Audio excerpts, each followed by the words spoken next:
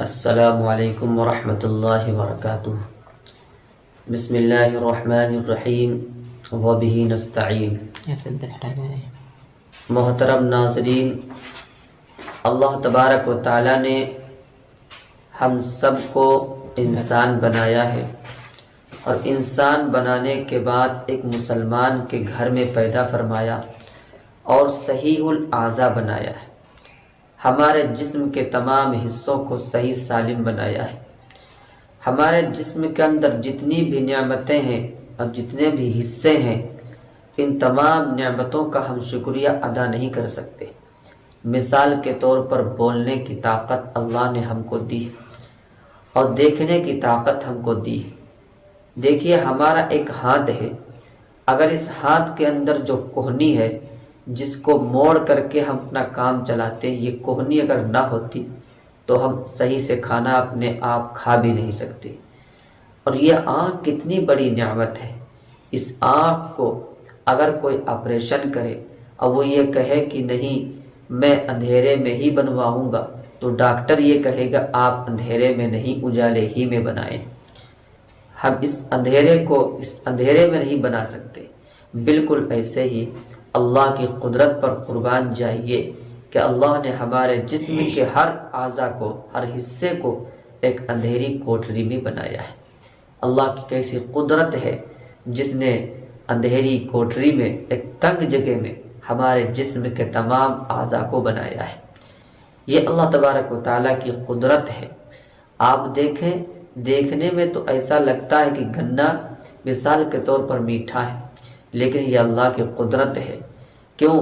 کھیت میں کبھی کسی کو شیرینی اور شکر نہیں ملتی، لیکن گنا میٹھا ہوتا ہے۔ اسی کھیت کے آپ برابر میں دیکھیں کہ مرچا وہ کیسا ہوتا ہے، کڑوا ہوتا ہے، حالانکہ اس کھیت میں کبھی کڑواہٹ نہیں تھی۔ یہ اللہ کی قدرت ہے، اللہ کی شان ہے۔ جیسے ایک بھینس ہے، وہ دودھ دیتی ہے۔ آپ اگر دودھ جو ہے کاٹ کے دیکھیں تھن کو، تو اس میں سے خون نکلے گا۔ یہ اللہ کی قدرت ہے، یہ اللہ کی ایک کاراگری ہے کہ آپ دیکھیں دودھ بہت بڑی نعمت ہے۔ یہ میں تقریر نہیں کر رہا ہوں، یہ میں ایک بات سمجھانے چلا ہوں۔ اللہ کی قدرت پر غور کیجیے کہ مثال کے طور پر گائے ہے، بھینس ہے، دودھ دیتی، لیکن اگر کاٹ کے دیکھیں تو اس میں دودھ نہیں، خون نکلے گا۔ اور ایک یہ بات سمجھیے، جو ہمیں دودھ مل رہا ہے یہ گوبر اور خون کے بیچ سے آ رہا ہے، جبکہ اس دودھ کے اندر نہ تو خون کا رنگ آتا ہے اور نہ تو گوبر کی کبھی بو آتی ہے۔ اس کے بیچ سے اللہ کی قدرت ہے۔ دیکھیے کیسا دودھ ہم سب کو اللہ تبارک و تعالیٰ دیتا ہے۔ پوری دنیا کے لوگ مل جائیں اور ایک چھت 10 فٹ کی ڈالنا چاہیں، بغیر پلر کے، بغیر دیوار کے ڈال نہیں سکتے۔ یہ اللہ کی قدرت ہے کہ جس نے اتنے بڑے اونچے اور اتنے چوڑے چکلے آسمان کو ہمارے اوپر کھڑا کیا۔ کبھی کسی کو کوئی نظر نہیں آیا ہوگا کہ فلاں جگہ پر پلر ہے، کھمبا ہے، دیوار ہے۔ اور پھر جب کہ خود اللہ تبارک و تعالیٰ کہتا ہے اس آسمان کی طرف نظر اٹھا کر دیکھو، کہیں کوئی شگاف پھٹن نظر نہیں آئے گا۔ یہ زمین، یہ دھرتی پانی پر اللہ تبارک و تعالیٰ نے قائم کر دی، اور جب ہلنے لگی پانی پر قائم کی تو میخوں کی جگہ پر پہاڑوں کو گاڑ دیا تاکہ ہلنے نہ پائے۔ یہ اللہ کی قدرت ہے جس نے ان تمام چیزوں کو اپنی قدرت سے پیدا کیا ہے۔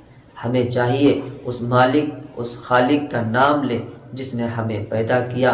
اس اندھیری کوٹری میں بھی ہمیں کبھی ایسا نہیں ہوا کہ ہم کو کھانا نہیں دیا۔